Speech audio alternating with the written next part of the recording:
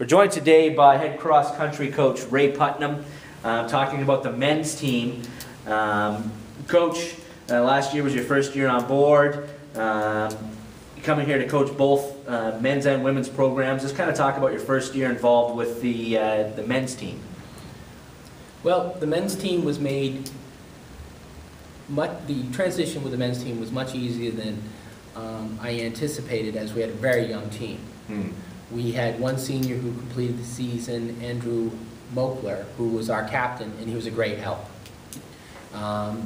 Having mostly freshmen and one sophomore, other than Andrew on the team, he really took his leadership role and he ran with it. Whenever there were any issues with the young team, Andrew was right there directing the young athletes in the direction they needed to go in. So that made the transition a lot easier. And having a younger team, there wasn't a lot of transition for them as they weren't used to a different college coach. So they bought into what I was doing early on. Of course, being young, even buying in with a young men's team means that you still have your battles, but they worked hard, they did what I asked them to do, and I was very pleased with their work ethic. As you say, a very young team. Some meets featured exclusively first-year runners.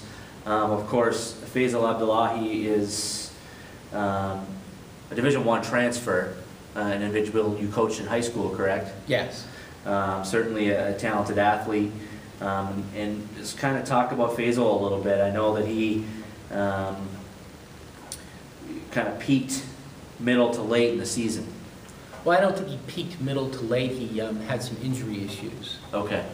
Which kind of hurt his development. He had a little bit of a struggle with his quad mid-season, which kind of offset his training a little bit.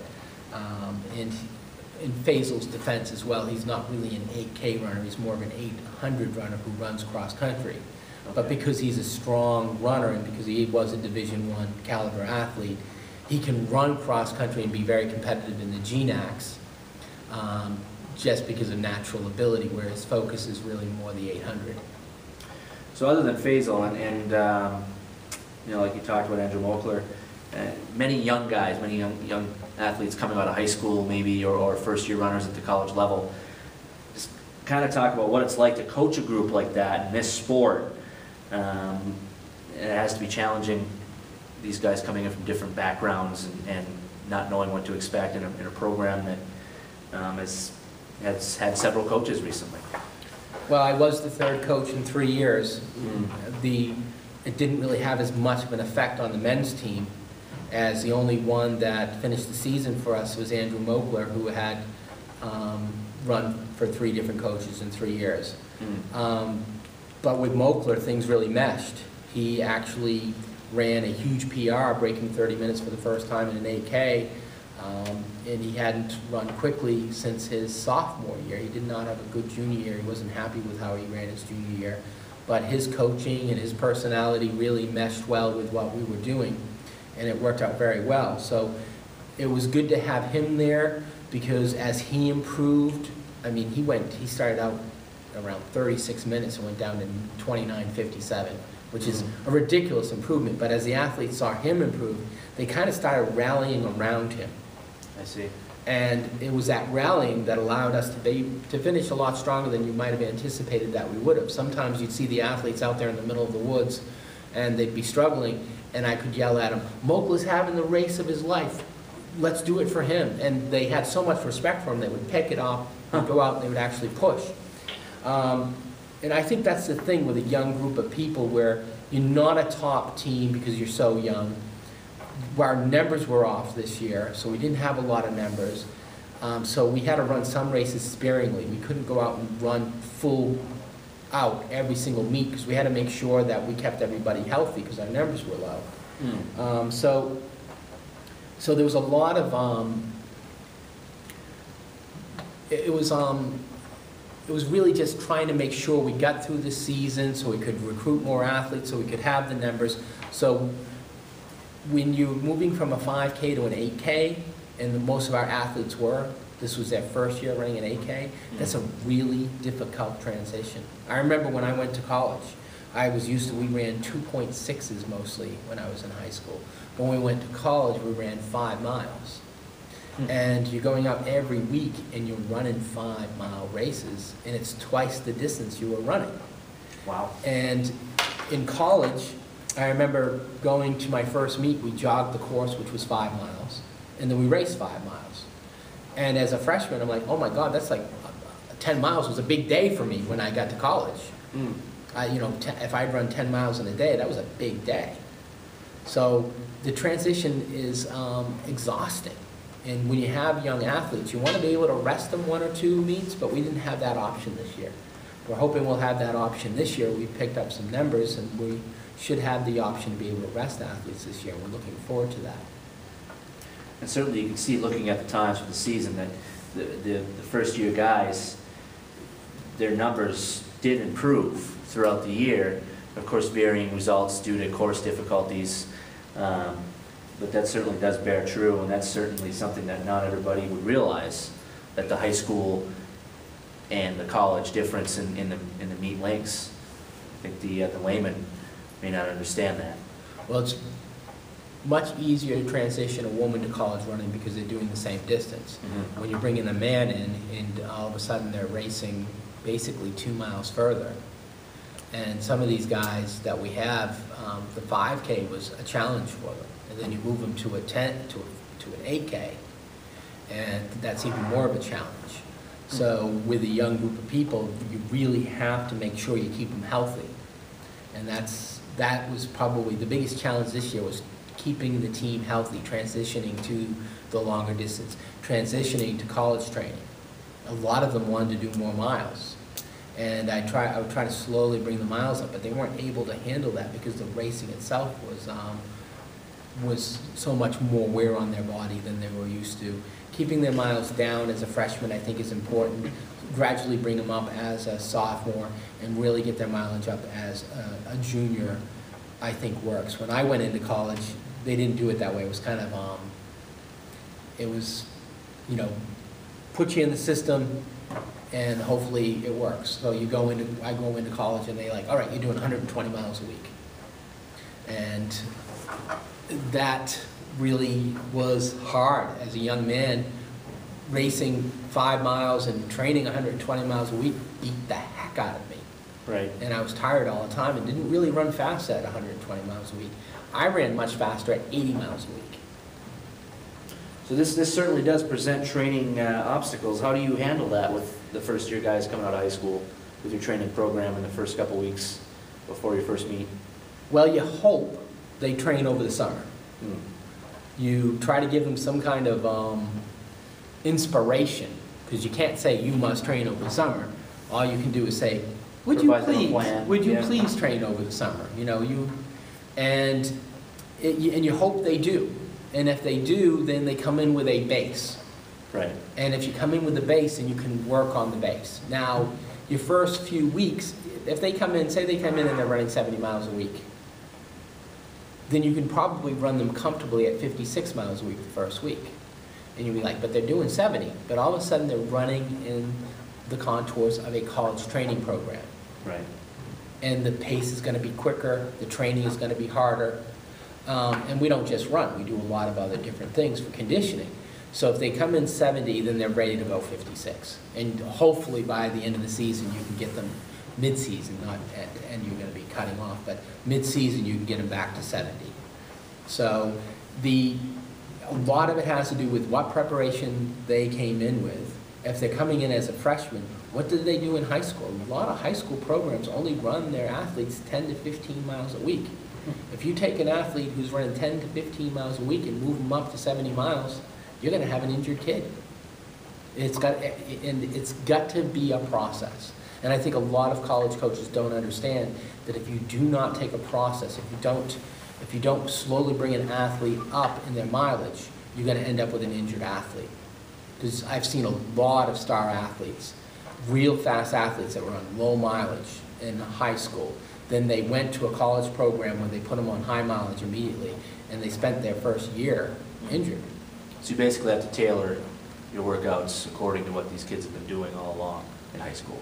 You Start. have to keep them in your system, Yeah, but your system has to have the flexibility, right. especially with those younger runners. Your goal is to get them completely into your system, but you have to have a process of how you get them into the system. Makes complete sense. And you're going to have some athletes, no matter how much you tailor them, they're never going to be able to be in your system. Who they are as a human being, their body type, may not be able to do your system, or perhaps more mileage might work for that athlete. It tends to be, with the athletes we get, it tends to be that we have kids that do better at lower mileage,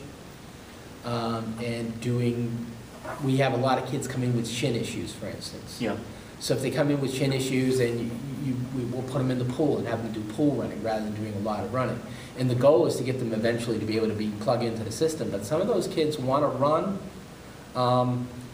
but they struggle with some particular issues. Shins seem to be a real common one. Mm-hmm. A lot of them struggle, and they're never able to get up to the mileage you want. You can still make that athlete a very fast athlete, but you just have to do untraditional type things with them. Makes total sense. Now, talking about some guys that you have returning, what are some names we should look for in the fall among returners on this program? I think Basil, obviously, is someone that he's committed. He was kind of in limbo last year. He didn't know what was going to go on with him last year, and he decided late to transfer here. As a matter of fact, he didn't decide to transfer here until August, and he wasn't sure what was going on with him, whether he was going to go back to school or what he was going to do, so he didn't train all last summer. Okay. This summer he's training, so he's going to have a base. So we'll see a very different athlete. He should be able to run with the top GNAC runners if he's in shape. I think Matt Bushy is an athlete that could really turn into a good, solid GNAC runner this year. Mm-hmm. He's told me that he's going to do his training. He's committed to becoming a top GNAC runner. He has the goal. His goal is to break 28 minutes this year for an 8K. He's perfectly capable of doing that. An athlete that is more suited for track, who I think is going to be a great javelin thrower, is Jeff Merrill. Now, Jeff is working his tail off this summer. And to me, anyone who's willing to do the work, he calls me up and says, "Coach, you forgot to put in the new workouts. Can you put them in?" So I know he's working hard because he's telling me that. He'll call me up and tell me, "The workouts, send me 2 weeks of workouts. They're over tomorrow. You got to send me another set of workouts." So he's doing what he's supposed to. That's a great sign. Yeah, so that's a really good sign. We've got some athletes returning that weren't on the team last year that ran their freshman year. We have Jared, who's going to be coming out for cross country, who did track with us. Jared Hazelay. Yes, and I believe that he could be a good runner. So we have, from the college, we have 6 young men that are going to be on the team next year. Okay, and a recruiting class, what do you expect? Our recruiting class, we look like we're going to have 5 new athletes on the team. So right now we look like we're at about 10 or 11. Okay. I would like that number to be 14, so I'm still actively recruiting, trying to get those numbers. You guys got a classroom meeting in here or something? No, we're doing an interview, actually. So I'll come back. it's just 2 minutes. You'll have to edit that. So I think the men's team is going to be substantially better than it was last year. Yeah. We're still working on a couple of recruits that we have a shot at. If we can pull those recruits in, I think we'll be a solid GNAC team. With what we have returning right now, we'll be a lot better than we were last year. I hope, if we don't get any new recruits in at this point, we'll be a top echelon team, but we won't be with Johnson and Wales, where just be a step below them. If I can get these 2 other recruits I'm working on, we should be able to take them. But, those are all, the problem is right now, with the women's team and recruiting and everything that happened with the women's team, was the perfect storm. Everything went right. Yeah. With the men's team, we are still hoping for that perfect storm. Now, speaking of recruiting and program development in general, track and field, was recently added as a varsity sport for both indoor and outdoor, men's and women's. Well, what has this done for your recruiting efforts and for your program overall? Well, because it was in May that we were made varsity, and most athletes have decided where they were going to go before that point. I think we had a few people that were on the fence that hadn't decided where they were going to go. I would say 3 or 4 people were on the fence, and they were looking at different colleges. And I think that when they saw that we had varsity, we got about 4 deposits since we went varsity. So I think it's helped us in that aspect of the people that were, you know, deciding where to go. I think it pushed them over the edge and they decided to come here. We're trying to use that now to try to find some of the young men and women that haven't quite decided where to go, where we have rolling admissions and everything but nursing. We are trying to find some of the young people who may not be happy with where they've been accepted and want to go to a quality college like St. Joseph's College. And we're trying to kind of pull some of those young people in. And there's a few people that are looking at the college right now that wouldn't have looked at us before, that are strongly considering applying and coming, but we're still working on them right now. I see.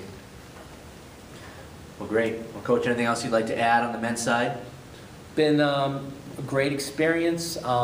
Once again, Coach Tebow was huge with the men, his strength and conditioning and his programs for diet and diet analysis and suggestions on how to eat were instrumental in the development of these young men. We have Coaches Challenge coming up in the fall where they're going to be racing all the coaches, and all the top men do not want to lose to Coach Jessamine, so I think they'll probably be training hard because they don't want to lose to Coach Jessamine, but that's not going to be easy. She runs a 16:24 5K. She's pretty quick, but I know they're working hard because they don't want that to happen, and I know none of them want to lose to me, so y'all better be careful. Well, what do you expect your 5K time to be? We won't talk about that. You want to talk about it? What was your 5K time in college? High school is 16:07. Okay. All right. Good luck, guys.